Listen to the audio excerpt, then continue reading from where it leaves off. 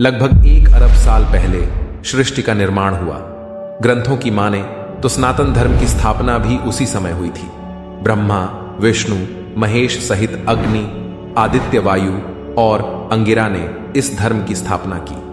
हिंदू धर्म को लेकर लोगों की सोच बहुत कंट्रोवर्शियल है। कई लोग सनातन धर्म से इसे अलग मानते हैं। उनका मानना है कि हिंदू नाम तो विदेशियों ने दिया है। कुछ लोगों का कहना है कि पहले इसे आर्य धर्म कहा जाता था और कोई इसे वैदिक धर्म के रूप में पहचानता था।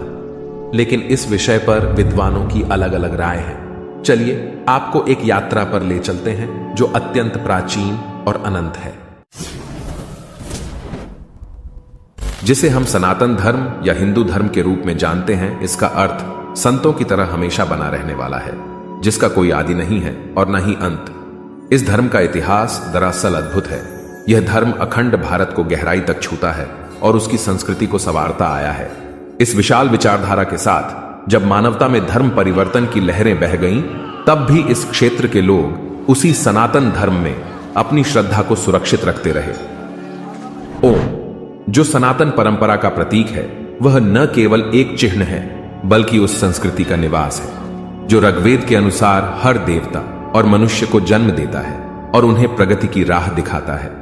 सनातन धर्म के नियम जैसे सत्य, अहिंसा, दया, क्षमा, दान, जप, तप, यम और नियम, इनका बहुत ही अधिक महत्व है।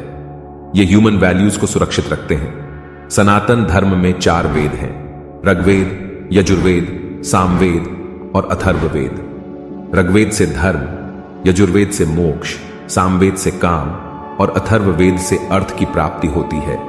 इन वेदों के मूल्यों पर आधारित धर्मशास्त्र, अर्थशास्त्र, कामशास्त्र और मोक्ष शास्त्र का विकास हुआ है। वैदिक और हिंदू धर्म को सनातन धर्म कहा जाता है क्योंकि यह वो विशेष धर्म है जो ईश्वर, आत्मा और मोक्ष का ज्ञान प्राप्त करवाता है।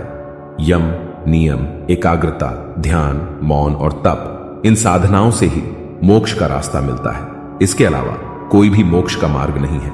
मोक्ष से ही आत्मज्ञान और ईश्वर का ज्ञान होता है और यही सनातन धर्म का सच है।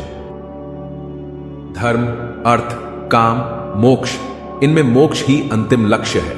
मोक्ष का रास्ता यम, नियम, अभ्यास और जागरण से ही खुलता है। जन्म और मृत्यु सिर्फ मिथ्या है।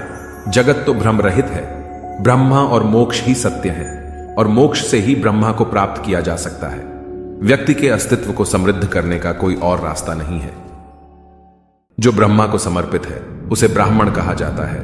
जो ब्रह्मा को जानता है उसे ब्रह्मर्षि कहते हैं और जो ब्रह्मा को समझता है वही ब्रह्मलीन होता है, अर्थात ब्रह्ममय हो जाने वाला। जो लोग परम तत्व, परब्रह्म, परमेश्वर को अनजान समझते हैं, वे असत्य में खो जाते हैं। उनकी जीवन कहानी मृत्यु के काल में अनंत अंधकार में घिरी रहती है। उनका जीवन भ्रम और भटकाव से भरा होता है और वे कभी अमृतत्व को हासिल नहीं कर पाते। मृत्यु से पहले सनातन धर्म के सत्य का मार्ग ध्यान में लाना बेहद महत्वपूर्ण होता है, वरना प्रलय काल के अंधकार में अनंत योनियों में भटकते रहना पड़ता है। तो ये था सनातन परिचय का पहला भाग।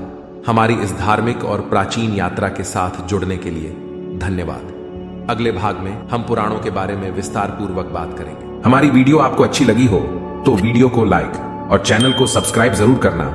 जय श्री कृष्ण।